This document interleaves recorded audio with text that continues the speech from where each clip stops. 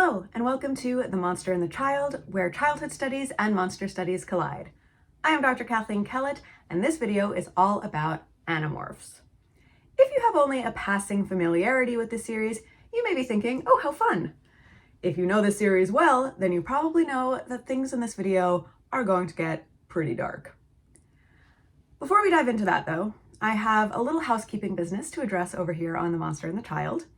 We are nearing the end of the year, so I am going to be taking a tiny little winter break, but there will still be videos coming up. So this is the last proper video essay of 2025, but in 2 weeks I'd like to put out an Ask Me Anything. In order to do that, I'll need some questions. So if you're wondering anything about monster studies, childhood studies, the research and teaching that I do or have done, or anything even semi-related to that, then please ask those questions in the comments of this video. I only started this channel in July, and it's absolutely wild to me that I have, as of this recording, close to 1,900 subscribers.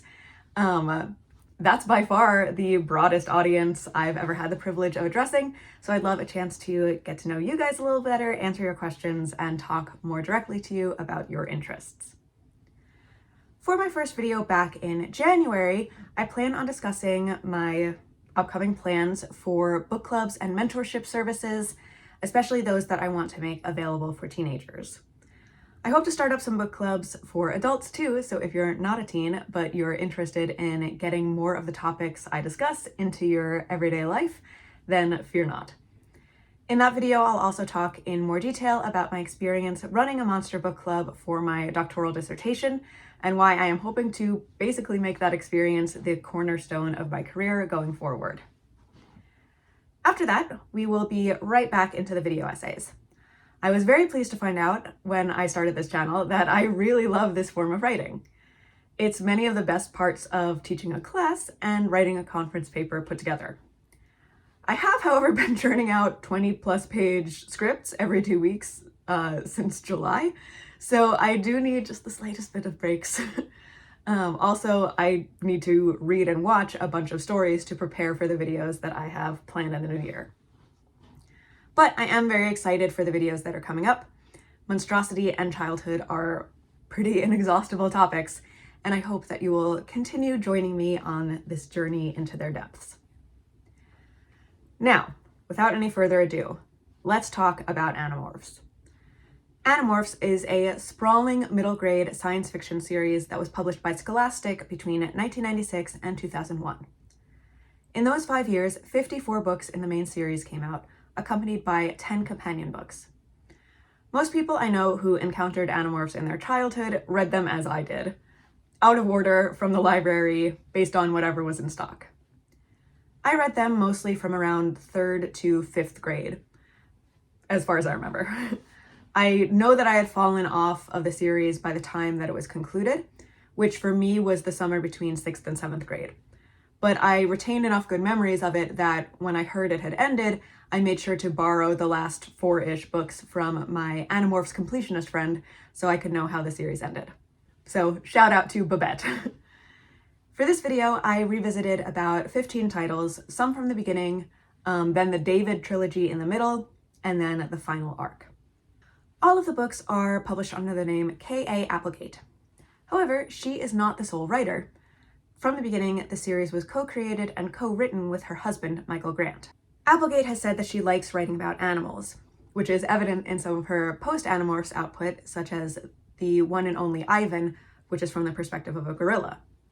Meanwhile, her husband likes writing sci-fi and aliens.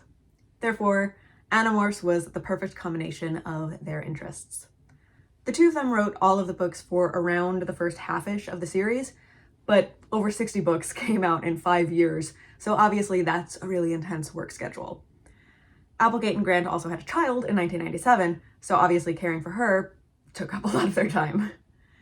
So most of the books from the midpoint on are ghostwritten, with outlines provided by Applegate and Grant. There's a link to the list of the ghostwriters in the works cited. Is the quality consistent all the way through? No. And pretty much all Animorphs fans acknowledge this. But it was still an impressive undertaking from everyone involved. It's impressive for fans to keep up with all of it as well, So special thanks to Seropedia for the images for this video, as well as reminding me of some of the important details. Above all, Animorphs is a war story. This series, intended for and marketed to late elementary to early middle school readers, is at its heart about the struggle to maintain ethics and morality in violent combat, and the ways in which people, especially kids, are changed when they have to engage in violence and make violent decisions. It raises questions of what makes a human, a child, and a monster. Animorphs begins with Jake. In the first book, The Invasion, he immediately introduces himself to the reader, but then lets us know that he can't tell us his last name or where he lives, lest the information fall into the hands of his enemies. But not too long ago, Jake didn't have any enemies. He was just a middle schooler hanging out with his best friend, Marco, at the mall, trying to get over the disappointment of not making the basketball team. Despite Jake's reticence to share identifying details, we pretty immediately know several important things about him. He is white, male, suburban, and American. Not all of the kids who will soon be the Animorphs are white and male, but they are all suburban and American. And they repeatedly use markers of those identities to express how normal they are, or how normal they used to be. They drop name brands and pop culture references that situate them as middle to upper middle class, and they list their pre-war preoccupations as things like sports, grades, and parents. It's important to recognize that a particular construction of young adolescent is being established here to serve as a sharp contrast to the soldier identities that these kids are soon to take on. As I so often wind up talking about in these videos, and as I allude to in the title of my channel, The Monster and the Child, we're using childhood to make ideological claims in storytelling by juxtaposing it with a culturally incompatible category. In this case, war. So, as I already mentioned, Jake's best friend is Marco. He is sarcastic, often cynical, and quick with a one-liner. Next, as we are leaving the mall, we meet up with Rachel and Cassie. Rachel is Jake's cousin, Cassie is her best friend, and they're established as a classic opposites attract pair. Rachel does gymnastics, is a strong student with a confident personality, and loves shopping and fashion, while Cassie is quieter, more tomboyish, and loves animals by virtue of living on her parents' wildlife rehabilitation farm. Last, and seemingly least, we meet Tobias. He's a bullied kid who Jake rescued from a swirly once, and he has subsequently become a bit of a hanger-on to Jake. In classic 90s ensemble of kids fashion, they are majority white, but with some multicultural representation. Marco is Latino and Cassie is Black. Rachel has divorced parents, while Jake and Cassie have seemingly model home lives, but Marco and Tobias have more troubled family situations. Marco's mother drowned a couple of years ago, as far as he currently knows anyway, and his father has been in a deep depression ever since, leaving only child Marco to take care of both himself and his dad. Tobias, meanwhile, is shunted between his aunt and uncle's custody. Both of them view Tobias as a burden to be foisted off on the other. So from the jump, we have an acknowledgement that some kids, even suburban American kids, are already dealing with heavy stuff, and that not all childhood experiences are created equal. The 5 middle schoolers set off to walk home from the mall, and they collectively decide to cut through the construction site across the street. It is there that their war begins. A small UFO crash lands right in front of them, to the understandable amazement of all. A voice reaches out to them from within the wreckage, but not a voice they hear with their ears. Instead, it speaks directly into their minds, and when they answer its call, we meet our first alien of the series, an Andalite named Elfangor. For a series that is all about metamorphosis and hybridity, it makes sense that Andalites are a mishmash of animal parts. They're blue and tan deer centaurs with extra fingers and a scorpion tail, no mouth, slit noses, and an extra pair of eyes on swiveling stalks atop their heads. They eat through their hooves and communicate via telepathic thought speak. The kids are astounded, but then immediately heartbroken when Elfangor reveals that he is dying. Unfortunately, that is not the most important of Elfangor's revelations. He tells the kids that Earth is in the midst of an alien invasion by the Yeerks, slug-like parasites that can completely hijack the brains of their hosts. They already have thousands of humans under their sway as controllers, the name for Yeerk host bodies, and they have their sights on the entire planet. All Elfangor can offer is a chance to fight back by giving the kids access to the morphing cube. This is a piece of Andalite technology that allows a person to acquire the DNA of another living creature and morph into it. If the kids acquire powerful animals, then they can sabotage the Yeerks while keeping their identities secret. If this sounds like a pretty slim advantage, the kids would agree, but Cassie is the first to say that she will do what she can. All 5 of them place their hands on the cube, but as soon as the tech is acquired, Elfangor tells them to beat it out of there. The enemy is on its way. From a distance, the kids get their first glimpse of what they're up against. This series, in hindsight, was foundational to my tastes and interests in fiction because there are so many monsters here, guys. The kids watch as 2 of our main antagonist species arrive, the Hork-Bajir and the Taxxons. The Hork-Bajir are tall, powerful aliens with organic blades on their arms and heads. They are actually peaceful herbivores. The blades are for stripping trees of the bark that they eat, but their formidable forms made them prime targets for the Yeerks, who have enslaved nearly the entire species. The Taxxons, meanwhile, are giant centipede situations with a bunch of little lobster claws, 4 jelly-like red eyes, and lamprey mouths. So, ew. We later find out that Taxxons really drew the evolutionary short straw of the galaxy, as they are plagued with an insatiable, all-consuming hunger.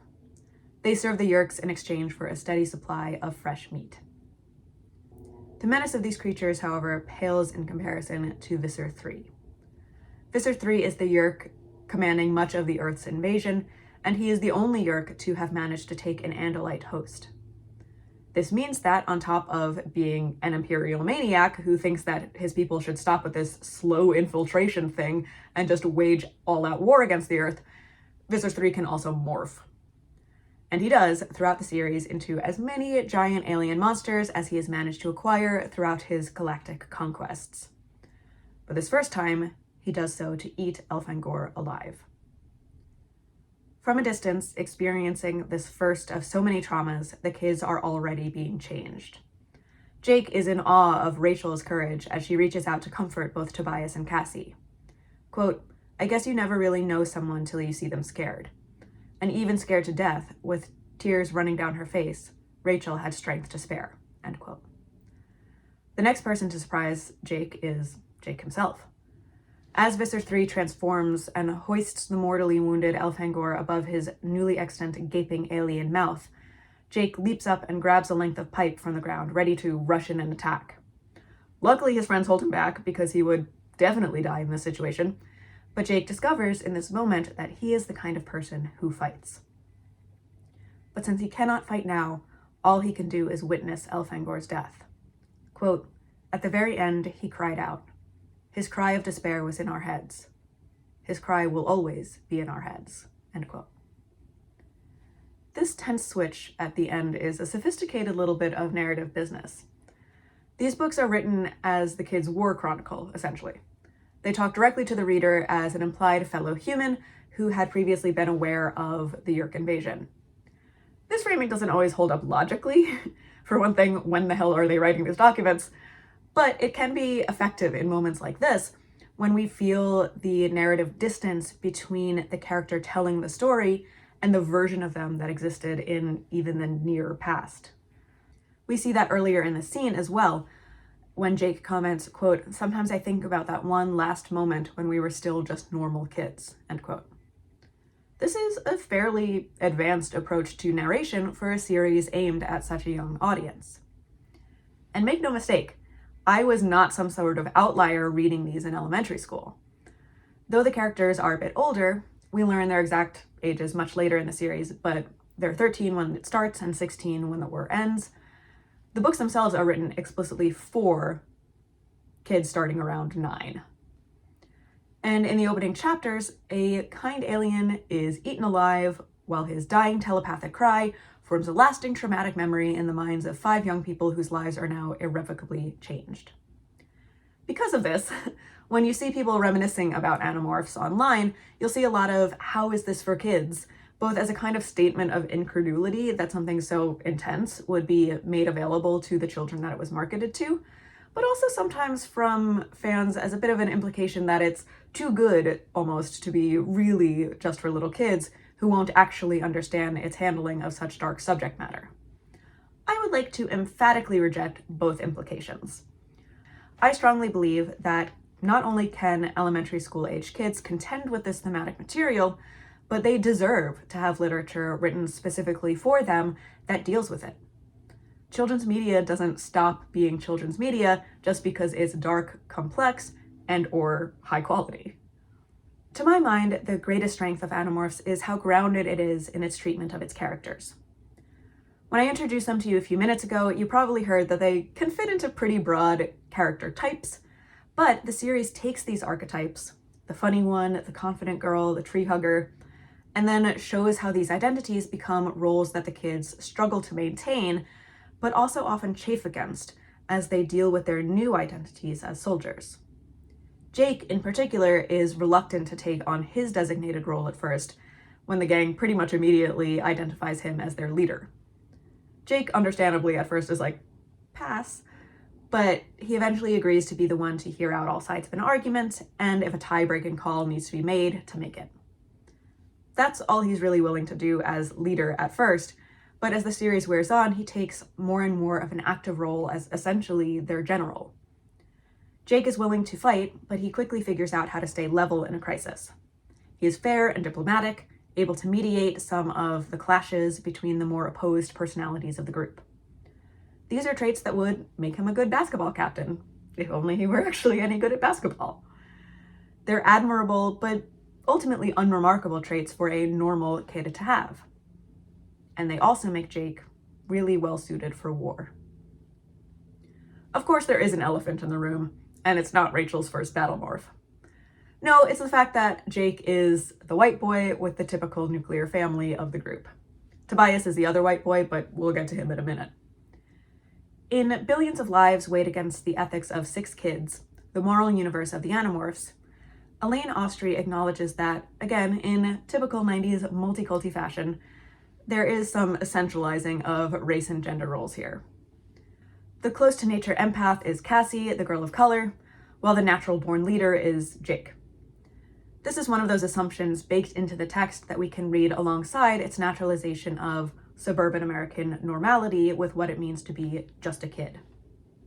We can assume that the imagined audience was also suburban American kids, majority white, like Jake, and like me when I was reading them. For all the challenging of identity that this series does, we should, as readers or watchers of scholarly analysis YouTube channels, always take care to note that any given work will likely push against some social constructs while also unthinkingly upholding others. The kid who grows into the chief strategist of the group is Marco.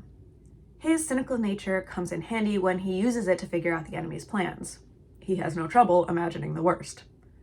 Marco is the most reluctant of the Animorphs at first, because he fears that if anything happens to him, his already grieving father will never recover. But early on, the crew makes a horrible discovery. From the very beginning, they know that controllers can be anyone, and they get awful proof of that when they realize that Jake's older brother Tom is one. But Marco could never have expected that his mother not only didn't drown, but is actually inhabited by Visser 1, the head Yeerk in charge. Once the war becomes personal for him, he's in, though at first he still hopes that maybe after rescuing his mom, things will get easier and he can lay down some of his outsized responsibility. Spoilers, he cannot. If Marco is the most reluctant, then Rachel is the least. Her strength to spare translates into a soldier who is always ready for a fight. By book 4, she's got quotes from The Art of War on her bulletin board.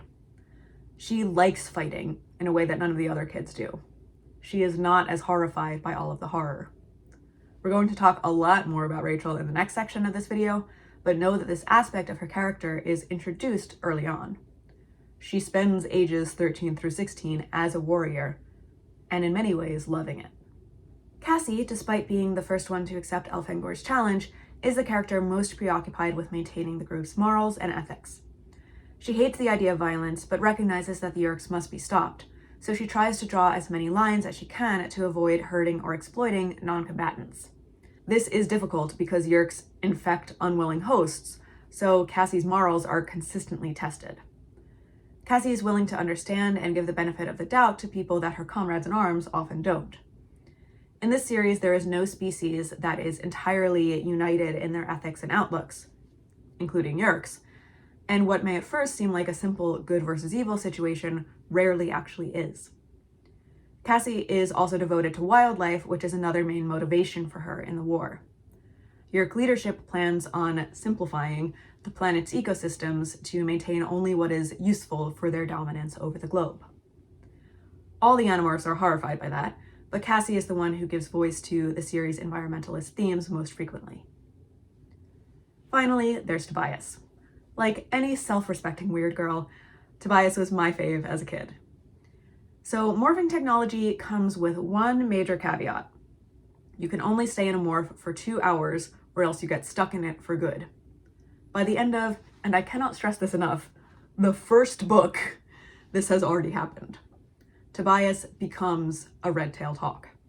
Because of his highly messed up home life, none of the other Animorphs are entirely sure that this was an accident on his part. This 13-year-old kid may have decided that being a hawk was the best outcome for him. So there's that.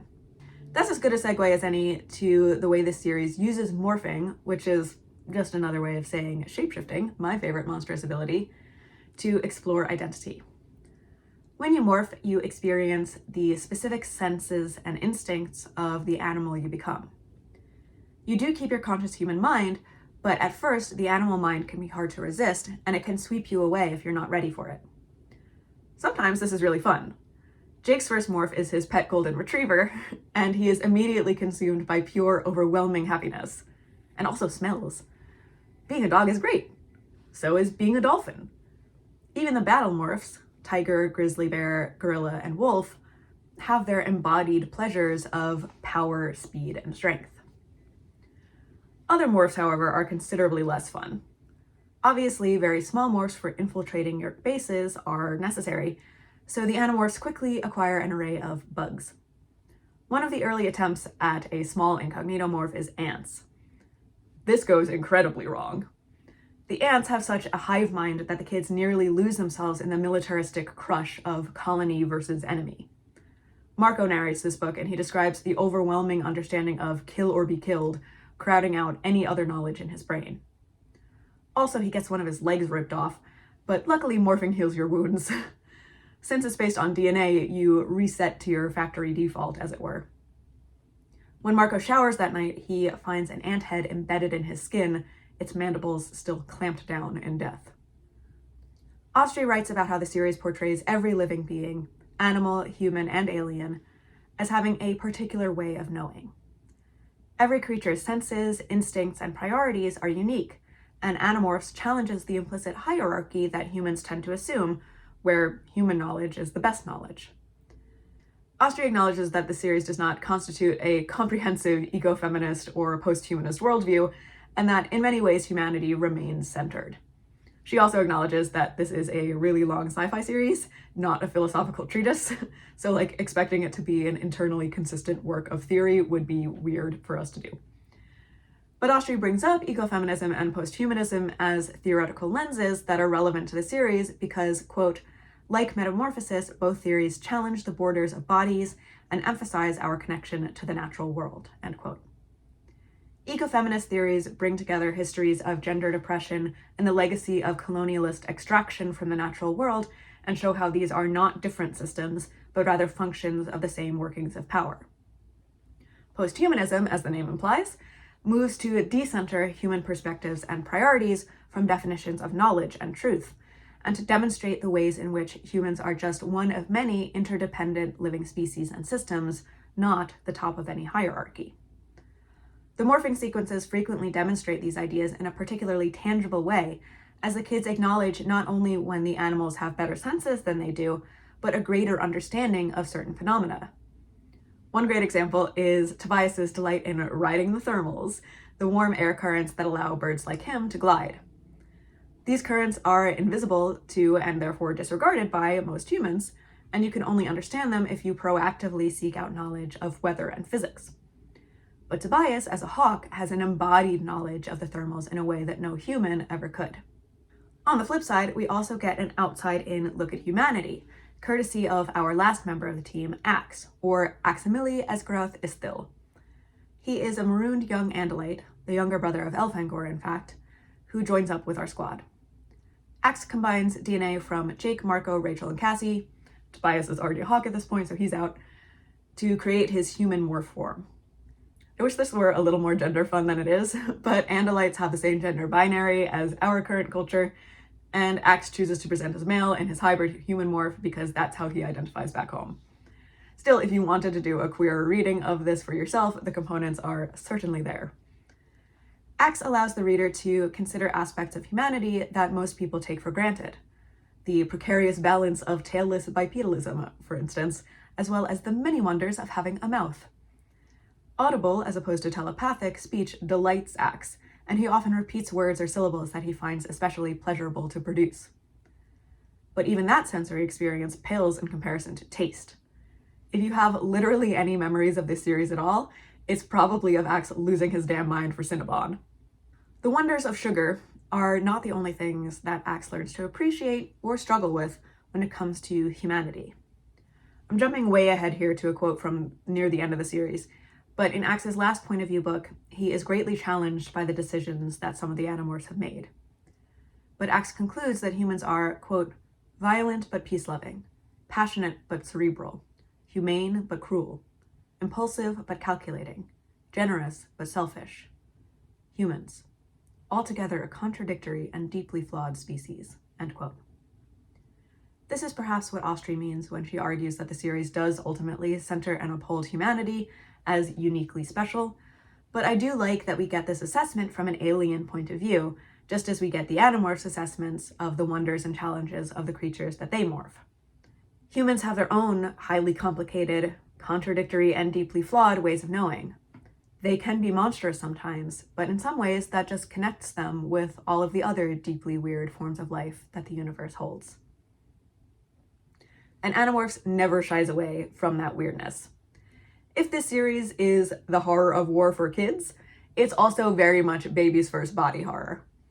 From the outset, morphing is a horrifying process, albeit mostly just visually since it doesn't actually hurt. But despite the straightforward, if still weird, progression that the iconic covers imply, with morphing, you never actually know what parts of you are going to change first.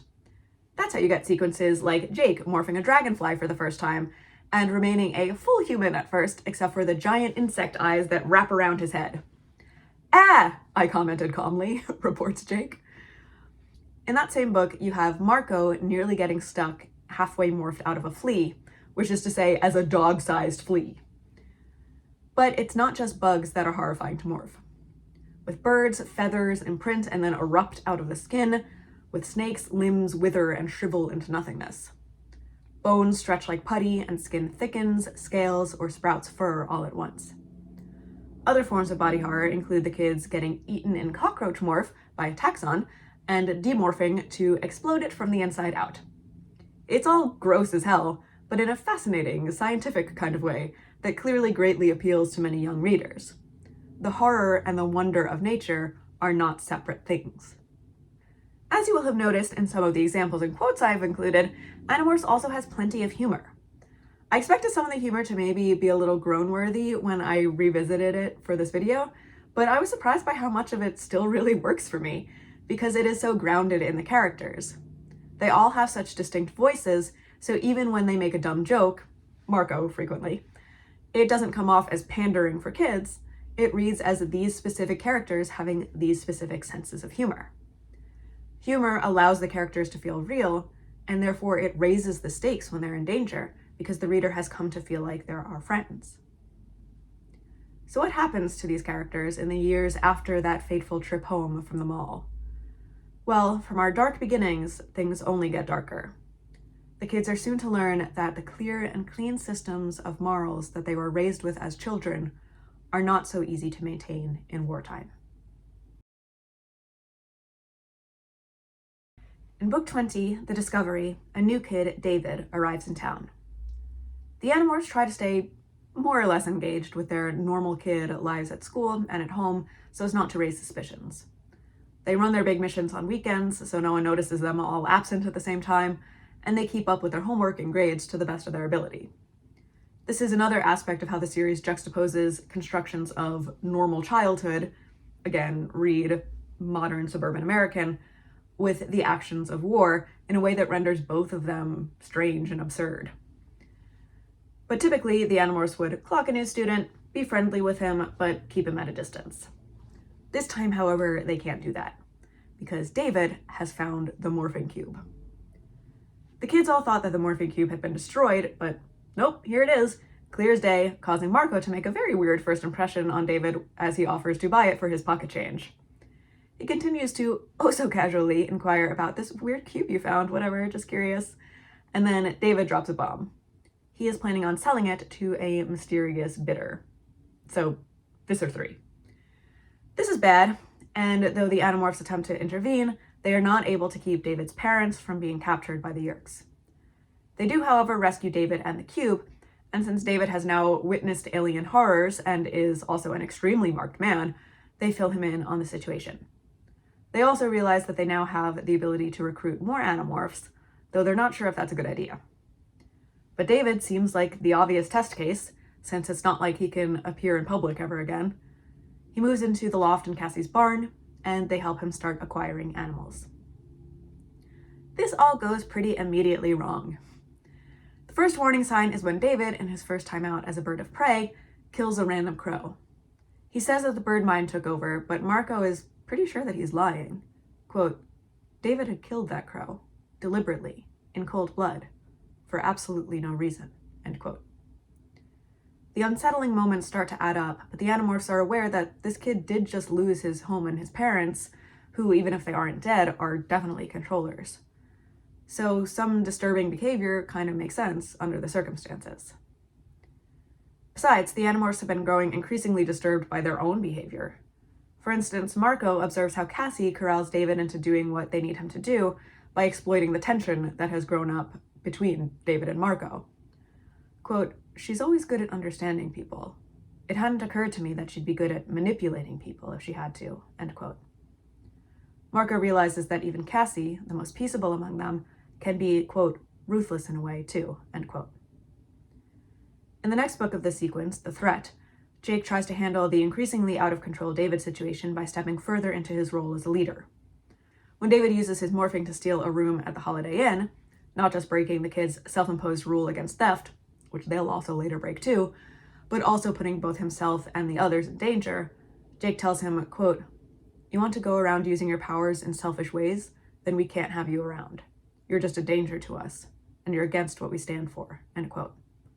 When David asks just what Jake is implying with all of that, Jake responds, quote, we're the only family you have now, David. The only people you can trust. The only people who can help you. We are all you have. Deal with it, end quote. Jake does not lie to himself about what he is doing. Quote, I sounded like I was threatening him. I was, end quote. Jake later crosses yet another of his personal lines when he delivers orders to the others during a tense standoff with Visser 3. Quote, I never do that. I never hand out orders. I mean, I am supposed to be the leader, but I don't give orders. I just don't feel like I have the right. But this time I had no choice, end quote. It's pretty amazing how often, if you skim even a handful of the books, you'll find passages like this. I never do this. This isn't me. But what else could I do? David eventually has to be stopped from demorphing and surrendering to Visser 3 in exchange for his parents, a promise that the other Animorphs know that Visser 3 would never honor. If he were to do so, he would jeopardize all of the Animorphs, and in turn, the entire world. David tries to play it off like he was bluffing, but at the next opportunity, he attempts to escape, and seems to kill Tobias in the process. David sneers that the Animorphs don't own him, and he's going to use his powers to live on the lam, morphing other people as he goes. If they try to come after him, well, he's already shown that he's fine with killing them in a morph form. He says it's not murder if it's just a bird. When Jake is confronted with the dead red-tailed hawk, he realizes for the first time in the war, he actually wants to kill. Quote, I wanted to destroy David. I wanted revenge, end quote. David escapes and Jake reports the situation to Axe, who has an especially close relationship with Tobias. Axe responds to Tobias's possible death with what can either be read as Andalite stoicism or shock, or both. Quote, that would be a terrible thing, end quote. Jake's response, quote, get Rachel. If David's killed Tobias, we may have to do a terrible thing too. Get Rachel, end quote. Naturally, the last book in the sequence, The Solution, is from Rachel's point of view. Rachel and Tobias are in love. Blood Knight and Bird Boy. So Rachel goes cold at the news, and she also knows exactly why Jake sent for her. Just like Jake, she thinks, quote, I was going to hunt him down and destroy him, end quote. But then she immediately amends her statement. Quote, no, not destroy. That was a weasel word. It was vague, meaningless. I was going to kill him, end quote. Luckily, we find out that Tobias is alive. David accidentally killed a random innocent hawk. Though Rachel is relieved, her rage is not tempered, especially when David lets them know that if he can't exchange the cube for his parents, then he'll exchange the Animorphs' identities instead. This takes place in school, so the kids can't morph in response, but Jake once again dispatches Rachel to chase David down. She grabs him by the collar, presses a fork to his ear, and whispers her threat. If David betrays them, then before Rachel is caught, she will hunt down his controller parents and, well... She leaves the rest unsaid, but not to be vague, mostly just to let David's imagination fill in the rest. Leaving this confrontation, Rachel is rattled by how much she isn't rattled. She narrates, quote, I was high on adrenaline, high on the rush of power and violence. What had I just done? In all the times we've been fighting the Yeerks, I'd never made a threat like that. What was the matter with me? I felt not exactly ashamed, but I knew I never wanted to talk to Cassie about what I just told David, or Tobias, or even Marco, end quote. She realizes that she also in this moment feels hatred toward Jake for knowing what she would do and using her to do it. Quote, I couldn't face what he knew about me, end quote. She tries to remember if she'd always been this ready for violence, but, quote, it wasn't like I was thinking about myself, end quote. David once again escapes the group's clutches by morphing into Rachel and Jake's dying cousin. He's been in a bad car accident, and taking his place with his family. Also one of the darker moments of the series, I would say. Now removing David as a threat would also mean revealing to family members that their son has actually died. David also insinuates that in Bug Morph he could be anywhere, including spying on Rachel in the shower, in one of the series' few implicitly sexualized moments of violence. Rachel, understandably, is in kind of the worst headspace of her life, and she lashes out at Jake for using her to do his dirty work. Quote, you know something, Jake? You are becoming a real leader. You even have the whole hypocrisy thing down, end quote.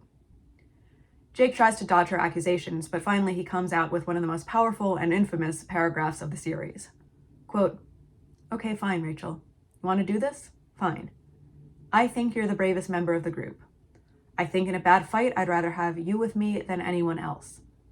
But yeah, Rachel, I think there's something pretty dark down inside you. I think you're the only one of us who would be disappointed if all this ended tomorrow. Cassie hates all this. Marco has personal reasons for being in the war. Axe just wants to go home and fight Yeerks with his own people. Tobias, who knows what Tobias wants anymore. But you, Rachel, you love it. It's what makes you so brave. It's what makes you so dangerous to the Yeerks, end quote. Jake follows this yes, there is something wrong with you speech by telling Rachel that he worries about her, not because she's at war, but because he doesn't know what on earth she's going to do afterwards. Quote, what are you going to do? Go back to being the world's best shopper?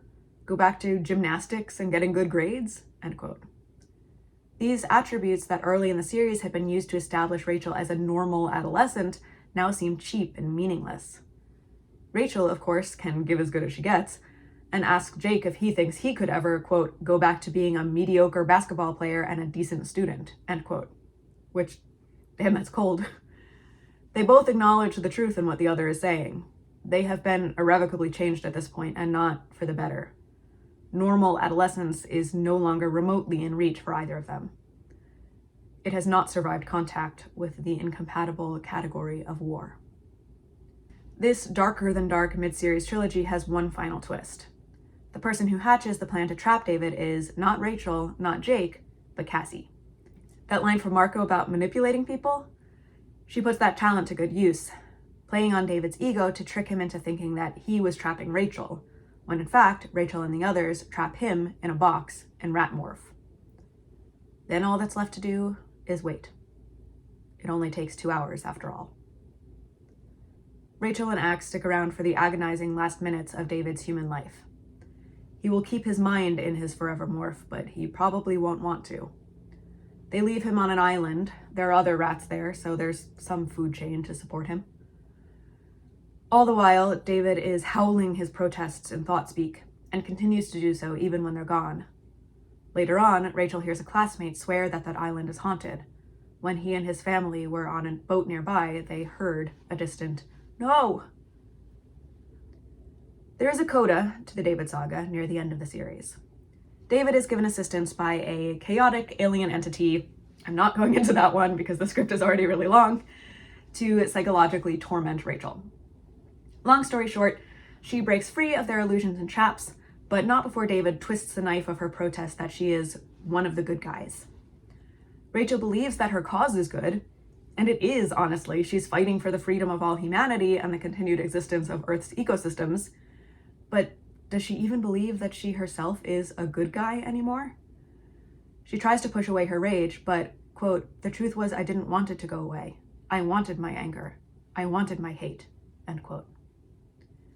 With David once again at the Animorphs' mercy by the end of the book, Rachel points out Cassie's hypocrisy at expressing worry that Rachel will have to do the hard, dirty job of leaving him on the island again. She challenges Cassie. Could you do it instead? No, Cassie can't. Not without breaking so much that she would become no longer capable of fighting. And Rachel, however broken she becomes, is never incapable of fighting. So what happens next? We don't know, because Rachel never tells us. David begs her to kill him instead of leaving him on the island again. At this point, the Animorphs have caused the deaths of many human controllers as collateral damage, something they swore they would avoid at the beginning of the series. But they've still avoided this, killing a member of their own species for the purpose specifically of ending that human life. Rachel weeps as David begs for death, and she narrates, quote, "I felt sorry for David and sorry for me, sorry for what the war had done to us both. He was what we had made him," end quote. She wants anyone else to make this decision for her, and she tells herself again, "I'm one of the good guys," but she doesn't know what a good guy would do here. She does something. David does not reappear, but the books leave us to imagine what choice Rachel might have made, and what choice we would make in her place. This approach of challenging readers with the characters' choices continues throughout the end of the series. The kids consider again the question of recruiting new Animorphs in Book 50, The Ultimate. At this point, they really need the numbers, but the question of who to trust remains since anyone could be a controller. Except not quite anyone, as Cassie realizes.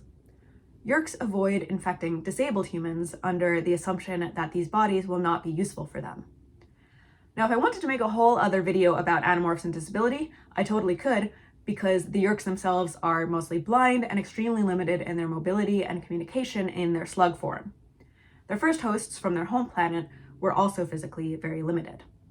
When the Andalite Zero gave them the gift of space travel out of pity for their limitations on their sad little swamp planet, the Yeerks then immediately set off as conquerors, claiming hosts that empower them to experience physical sensations and might that had previously been denied to them.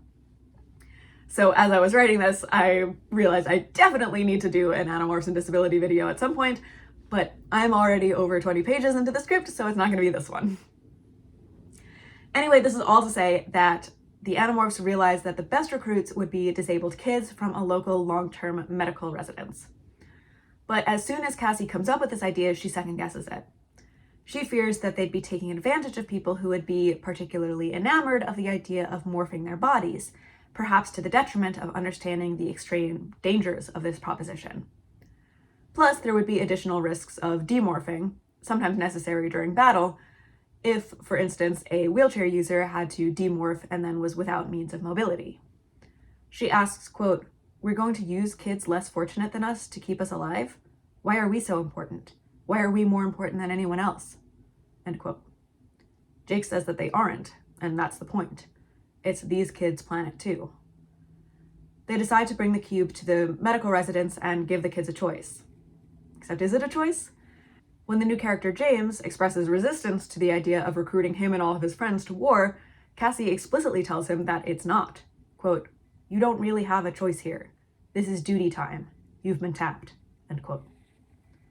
Once again, Cassie, the manipulator, comes out, to her own disgust. The new recruits' tour of duty does not last long. In the penultimate book, all of them are killed by Yeerk aerial strikes. Jake, having infiltrated Visser 3's ship, stays in morph and doesn't stop them. Demorphing would lose the whole battle.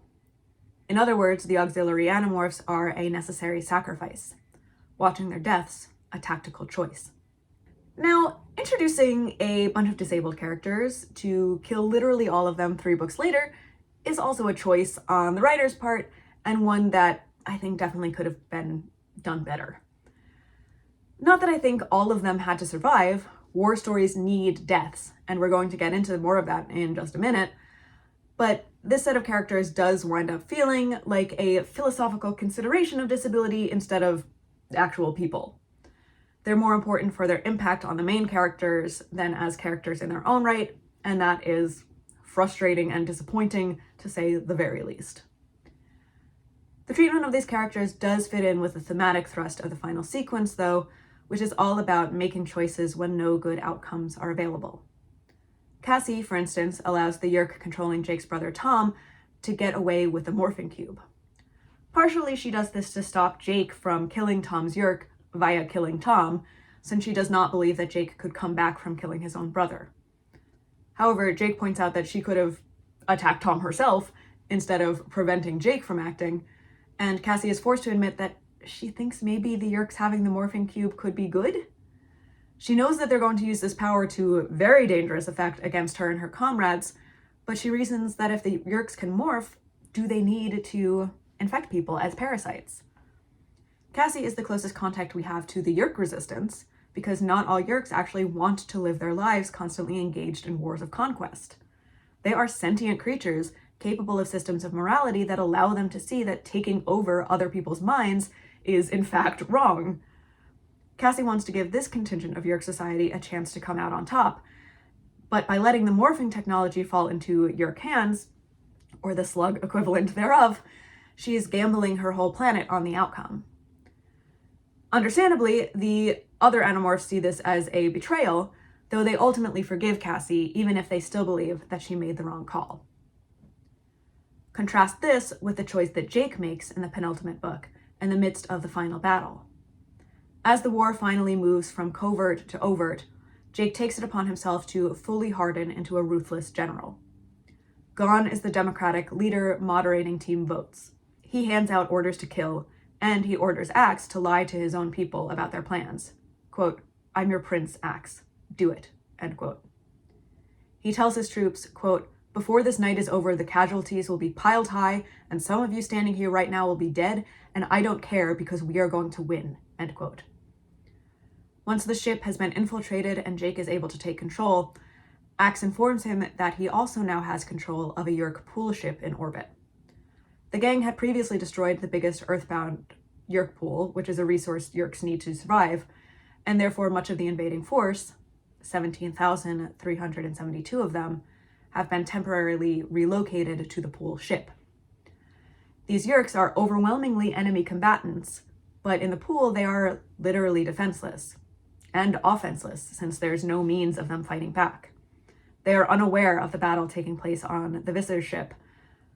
This is by far the largest target that the Animorphs have ever had in their sights, and the gravity of it is not lost on Jake. Quote, 17,000 living creatures, thinking creatures. How could I give this order? Even for victory, even to save Rachel. How could I give this kind of order? They could have stayed home, I thought. No one had asked them to come to Earth. Not my fault. Not my fault. Theirs. No more than they deserved. Aliens. Parasites. Subhuman. Flush them, I said." End quote. Elaine Ostry writes, quote, "The Animorphs is perhaps the only children's series in which one of the heroes is called a war criminal and questions his own innocence." End quote. If this were a human war, then what Jake does is pretty unambiguously a war crime. Now, if humans actually ever wind up fighting against actual aliens, who knows what the rules of engagement will legally be, but Jake, by his own accounting of his thought process, knows that these are sentient creatures, and he has to dehumanize them, de-soul them, de-mind them, de-individuate them, in order to commit this mass slaying that releases their helpless bodies to the vacuum of space. But this is not the only choice that Jake makes. The Animorphs have struck a deal with Tom's Yeerk to go up against Visser 3 together, but Jake fully knows that Yeerk will double-cross them as soon as the opportunity arises. He therefore orders Rachel to infiltrate his ship and to try to stop him from leaving to become a new conqueror to plague the galaxy. Jake and Rachel both know exactly what this means, and Rachel accepts her mission. Rachel, in the opening chapters of the final book, narrates, quote, "I was Jake's insurance policy. He thought maybe he wouldn't have to use me. He hoped, anyway. But down deep he knew, and I knew, and we both hid the truth from the others, because Cassie couldn't let Jake make that decision, and Tobias couldn't let me. And those two, by loving us, would have screwed everything up. It was a war, after all. A war we had to win." End quote. On the visual feed from the other ship, the rest of the Animorphs watch as she assumes her battle morph, Grizzly Bear, to attack Tom's Yeerk in Tom's body. Rachel says, quote, I felt exalted. It was my moment. This was my place and my time and my own perfection." End quote. But Tom's Yeerk, via Tom, can morph now too, and he becomes a cobra and bites Rachel. Guided by Tobias over the feed, even as her senses fade from the venom, she bites Tom back, killing him. At this point, she either stays in bear morph and dies of the venom, or demorphs and exposes her helpless human body to the remaining enemies. She chooses the latter so that she can speak her love aloud to the Animorphs watching from the other ship. A Yeerk in polar bear morph says, quote, "You fight well, human," end quote. Then Rachel tells us, quote, "He killed me with a single blow," end quote. I had forgotten a lot of details of Animorphs since middle school, but never that line. Time stops and the Elemist appears to Rachel. The Elemist is a nearly omnipotent but nominally non-interfering alien entity that I haven't gotten into because this episode is already, again, really long. But the Elemist wishes to honor Rachel at the moment of her death. Rachel narrates, quote, "I wanted so much to live. I wanted so much to stay and not to leave," end quote. Applegate et al. Could have presented the consummate warrior Rachel as accepting her fate, ready for death in battle. But they haven't pulled any punches so far, so why start here? Of course she doesn't want to die. The authors do allow us and her some comfort, though, as the Elemist confirms to Rachel that her life was cosmically worthwhile. Quote, "You were brave. You were strong. You were good. You mattered," end quote. Rachel says, "Yeah. Okay then. Okay then." The last words of her narration are, "I wondered if," but she doesn't get to complete that thought.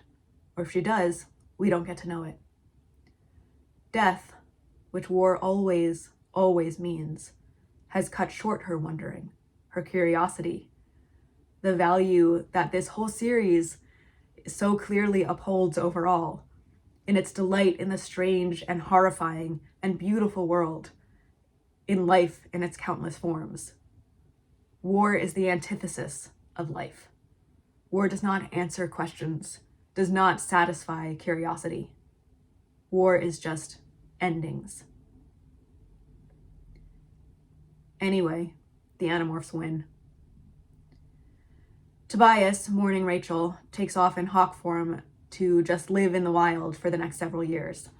Cassie works on the relocation and protection of the Hork-Bajir and the taxons, wrapping those projects up with environmental protections for Earth's ecosystems as well. She starts a new relationship and builds a new life. Marco becomes the very wealthy spokesperson of the Animorphs, which he enjoys, though somewhat hollowly. Axe, once Visser 3 is tried at The Hague, this is where the war crime allegations against Jake also come up, returns to his own people. Jake, meanwhile, feels slow and dull and adrift. He narrates, quote, "I had come to accept that, all of what I'd had with Cassie, Tobias, Axe, even Marco, all of it was in the war. And things that were in the war didn't seem to translate into real life," end quote. Marco at least stages a bit of an intervention to force Jake to morph again and to talk to the others, both of which Jake had been avoiding, which allows Jake to move forward in some capacity as he starts to train US military forces in the use of morphing. But Jake doesn't really come to life again until he receives word of Axe's ship in distress after investigating what appeared to be the remnants of Tom's Yerk ship floating dead in space. Jake, Marco, and Tobias set off, but only after Marco tells Jake that he has to be willing to make the same kind of hard decisions that have him so messed up now. Jake says, quote, "This time maybe I'll do it differently. Some things at least," end quote. Marco grimly narrates that Jake wants to be, quote, "the warrior who never sinned," end quote. And he reminds Jake that that's not what war requires. Jake seems to take this to heart, because when they arrive at the dead ship, a new alien enemy reveals itself. The One, a creature that absorbs other life forces and bodies, including Axe's. The One's ship can outshoot Jake's, but it's much slower. So, Marco narrates, quote, "There was a dangerous smile on Jake's face. Rachel's smile. Full emergency power to the engines," Jake said. "Ram the blade ship," end quote. And that's how the series ends. In an AMA with Michael Grant, a reader with a particularly good memory asked if Jake's decision to ram the ship was a callback to a choice that, at some point in the Sprawling series, we learned that Elfangor the Andalite made long ago and survived. The reader asked if this maybe means that Jake, Marco, and Tobias survive as well, as opposed to going out in a blaze of glory to destroy one last enemy. Grant responded, "I love it when the penny drops." I was so relieved by this response. I had found it by Googling, "Do the Animorphs survive?" Because after revisiting the series, I was so damn distraught about the possibility that maybe only Cassie actually finds life after war. Now, obviously, statements made by authors outside of the books don't count as the text, so the ambiguity of the ending stands. But emotionally, I needed that little shred of hope. I had been in such a genuine funk all day. I, as a 36-year-old adult, needed this children's series that never pulled any punches to maybe just pull one. I don't think K.A. Applegate would be very impressed with me in that regard. After the series wrapped up, she wrote a letter to fans in response to the inundation of upset responses she'd received about Jake and Cassie's relationship, about Rachel's death, and especially about the ending cliffhanger. She wrote, quote, "Animorphs was always a war story. Wars don't end happily. Not ever," end quote. She expressed surprise that anyone would have wanted her to write an unambiguous victory because, quote, "Here's what doesn't happen in war. There are no wondrous climactic battles that leave the good guys standing tall and the bad guys lying in the dirt. Life isn't a World Wrestling Federation smackdown. Even the people who win a war, who survive and come out the other side with a conviction that they have done something brave and necessary, don't do a lot of celebrating," end quote. She also pointed out that she had most of our fighters transition to a new war at the end because that's what so often happens in real life. Applegate concluded, quote, "So you don't like the way our little fictional war came out? You don't like Rachel dead and Tobias shattered and Jake guilt-ridden? You don't like that one war simply led to another? Fine. Pretty soon you'll be of voting age and of draft age. So when someone proposes a war, remember that even the most necessary wars, even the rare wars where the lines of good and evil are clear and clean, end with a lot of people dead, a lot of people crippled, and a lot of orphans, widows, and grieving parents. If you're mad at me because that's what you have to take away from the Animorphs, too bad. I couldn't have written it any other way and remained true to the respect I have always felt for Animorphs readers," end quote. This letter was published just a couple of months before September 11th. While Applegate clearly couldn't have known the exact kind of prescient she was being, she obviously understood that her message was unfortunately evergreen.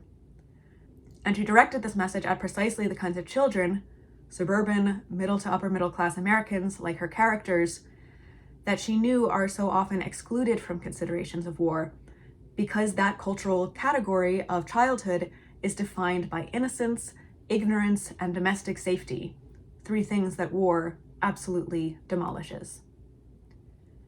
In real life, war affects millions upon millions of children.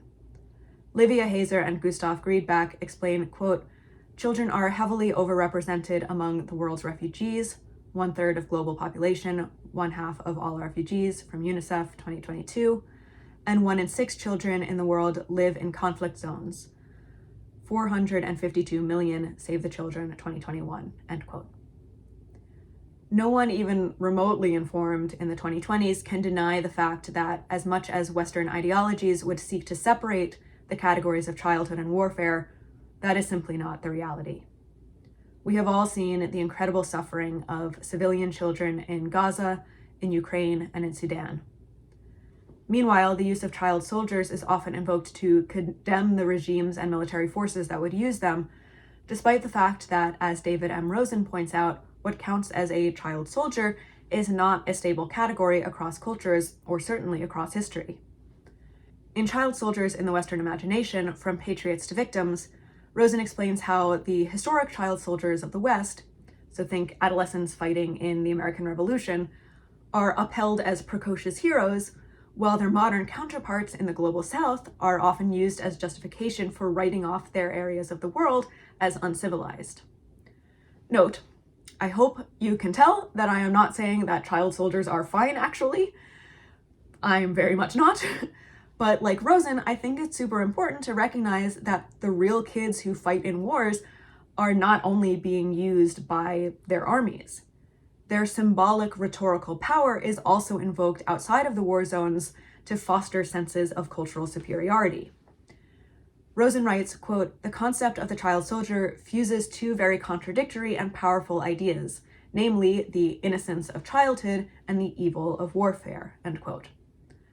But war, though inherently ideological, is also embodied, and that powerful idea of childhood often is used in ways that obscure the embodied experiences of children at war. Lots of people talk about them, but not a lot of people listen to them. Now, Applegate et al. Were not writing about these actual child soldiers. Like I have said, they were deliberately using the notion of normality to build the contrast that Rosen is talking about. Normal childhood is peaceful childhood in the very American point of view of this series. But in Applegate's letter, she makes it clear that she knows not all of her intended readership may remain in peaceful lives as they get older. She and her co-writers wanted kids who live outside of war to see what it actually means before they might be involved with it. Applegate refers to her respect for her readers, and that is really the thing that I respect most about her and everyone involved in the creation of Animorphs. Despite, or perhaps because of, the fact that these books were an absolute juggernaut for Scholastic, very little scholarship has been published about this series. Its intensity and complexity have, in the nearly 30 years since the beginning of its run, seemingly gone unnoticed by most adults. I honestly wonder if that first book would get published today, because, and this is just my personal observation here, and not anything supported by full research or data, I feel like a lot of not only mainstream middle grade, but also mainstream YA genre fiction has been trending a little bit downward in moral complexity. Disclaimers, not all of them. There are still plenty of people exploring big, thorny ethical issues in science fiction and fantasy for young people. But is it the stuff that has the big publishing support and the library ubiquity of Animorphs? If I'm wrong and you know something that popular for this young an audience with the moral stakes of Animorphs being put out today, please tell me about it because I want to know. But I just feel like the amount of trust that the writers of Animorphs put in their young audience is something we don't see enough of. Though the writers reproduced many mainstream and problematic social constructions in their work, about childhood, about disability, about race and gender, They also deliberately challenged some of the most ingrained constructions that organize children's lives, including that construction of innocence. They not only show what happens when young adolescents are removed from the social protections that prevent them from making consequential moral and ethical decisions, but they also do not allow the assumed innocence of their even younger audience to prevent them from having this conversation with their readers. I think that's one of the main reasons so many millennials like myself remember this series so fondly. It leveled with us when we were kids. It didn't let our age prevent it from telling stories that mattered. Thank you for listening to me talk for a long time about Animorphs. I would love to keep doing so drop a comment talking about your own experience with this series, other stories about childhood and war that you've encountered, or just what animal you would most like to morph. Remember to also ask any questions that you would like to see me answer in my next video. You can mark those with AMA so I don't miss them. If you enjoyed the video, please give it a like and subscribe to the channel. Like I said at the beginning, I have a lot of exciting plans for the new year.